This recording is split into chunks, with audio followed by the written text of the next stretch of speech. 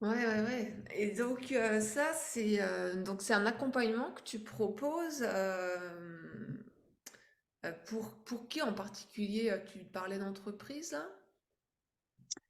Ouais, des Alors, entreprises. voilà, c'est à qui ça s'adresse et puis à qui ça s'adresse pas Oui, en fait. C'est pour qui ton ouais. accompagnement? Ah, ouais, merci pour la question de à qui ça s'adresse pas.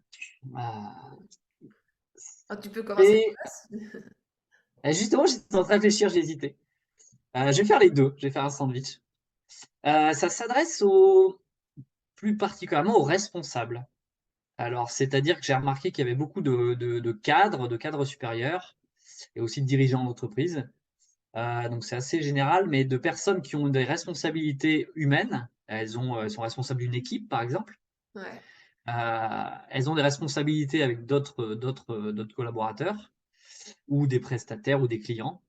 Elles sont en interaction avec d'autres personnes et elles manquent de temps. Elles ont vraiment le ressenti de manquer de temps au quotidien pour passer du temps avec ces personnes-là sur le terrain. Trop de réunions, trop de mails, trop d'urgences et finalement pas assez de temps pour aider leurs collaborateurs. Et donc moi j'accompagne pour que ces personnes-là puissent retrouver une bouffée, une respiration, de la, de la flexibilité, un cadre, une discipline et en même temps de la flexibilité pour passer plus de temps sur le terrain avec les gens. Et ça nécessite quelque chose de fondamental, de fort. Ça nécessite que les personnes, elles aient une motivation profonde à changer leur quotidien. Et ça, c'est assez mystérieux chez les êtres humains. Certaines personnes l'ont, d'autres ne l'ont pas.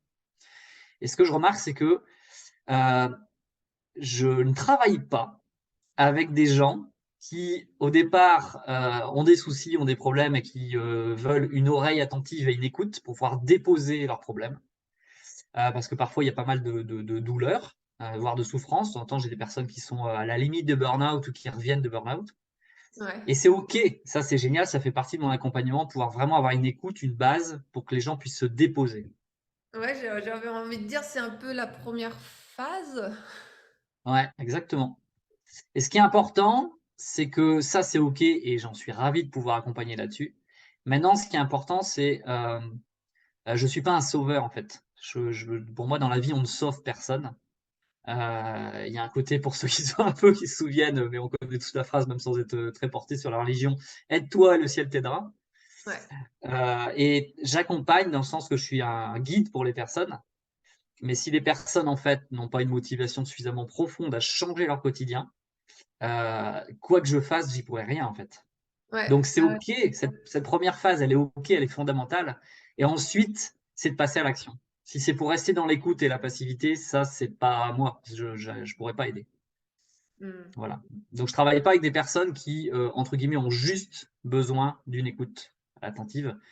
Ça, c'est OK au départ et ensuite, Ouais. c'est de dire: «Allez, C'est j'ai dans le posé à désir plat». de changer leur situation Bah oui, et donc de changer, de mettre des choses en place, de passer à l'action. exactement. Ça, c'est clair.